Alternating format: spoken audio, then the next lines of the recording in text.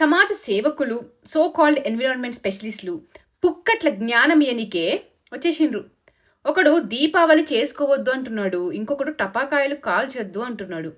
వీడు తీసే సినిమాలన్నీ క్రైము, బాంబులు, బ్లాస్టింగ్లు, పొల్యూషన్తో సంబంధించినవే ఉంటాయి. వీడు ఇలా చెట్లు నరికి లైట్లు పెట్టుకుని వాడి పండగ వాడు బాగా చేసుకుంటాడు. కానీ హిందూ పండగ చేసుకోవద్దు, చేసుకుంటే పర్యావరణం కలుషితం అయిపోతుంది అంట. మరి చెట్లు నరికేస్తే ఏమి కాదా? వీడు ఎక్కే ఫ్లైట్ ఒక్కసారి వదిలే కాలుష్యం ఎంతో చూద్దామా? దీపావళి రోజు ఒక సగటు హిందూ బాలుడు టపాకాయలు కాలిస్తే 0.0000433 టన్నుల కార్బన్ డైఆక్సైడ్ విడుదల చేస్తాడు. వీడు 5,000 మైళ్ళ ప్రయాణం చేస్తే 1.2 టన్నుల కార్బన్ డైఆక్సైడ్ విడుదలవుతుంది. సో వీడు కొన్ని గంటల విమాన ప్రయాణంలో 2,771 మంది హిందూ బాలులు దీపావళి జరుపుకోవచ్చు. దానికంటే ఎక్కువ కాలుష్యం వీడు చేస్తాడు.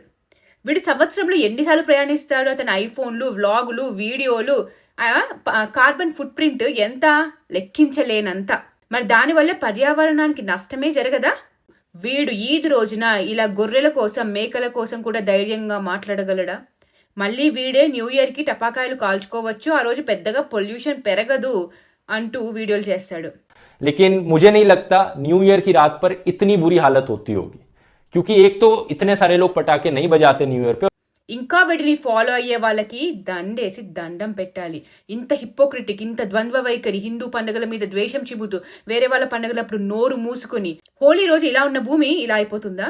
దీపావళికి ఇలా, క్రిస్మస్ ఈద్కి మాత్రం ఇలా అయిపోతుంది కాబోలు. ఎందుకు ప్రతి వాడు హిందూ పండుగల మీద ఏడుస్తాడు? హిందువులంటే, వాళ్ళ నమ్మకాలంటే, వాళ్ళ యొక్క పండుగలంటే ఎందుకు వీళ్ళకి ఇంత చులకన, ఇంత ద్వేషం? కాంగ్రెస్, హిందూ ద్వేషి కాంగ్రెస్ డబ్బులు మూటలు వీళ్ళకి ముడుతుంటే ఇలా కాక ఎలా మాట్లాడతారు? Beware of such German shepherd's. Deepavali రాక్షస సంహార ఆనందోత్సవం. తమసోమ జ్యోతిర్గమయ, చీకటి నుండి వెలుగు వైపు. రాముడు, కృష్ణుడు, శివుడి విజయ గీతం.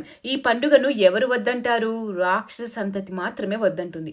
పాత సినిమాల్లో రాక్షసుడికి మేకప్తో గుర్తించే వాళ్ళం, ఇప్పుడు మనిషి వేషంలో రాక్షసులు తిరుగుతున్నారు.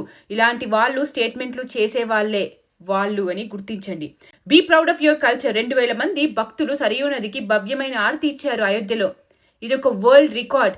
మన పూర్వీకులు ఈ సంస్కృతిని, ధర్మాన్ని కాపాడడానికి ఎన్నో త్యాగాలు చేశారు.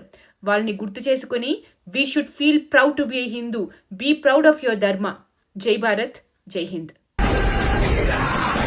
జై శ్రీరామ్.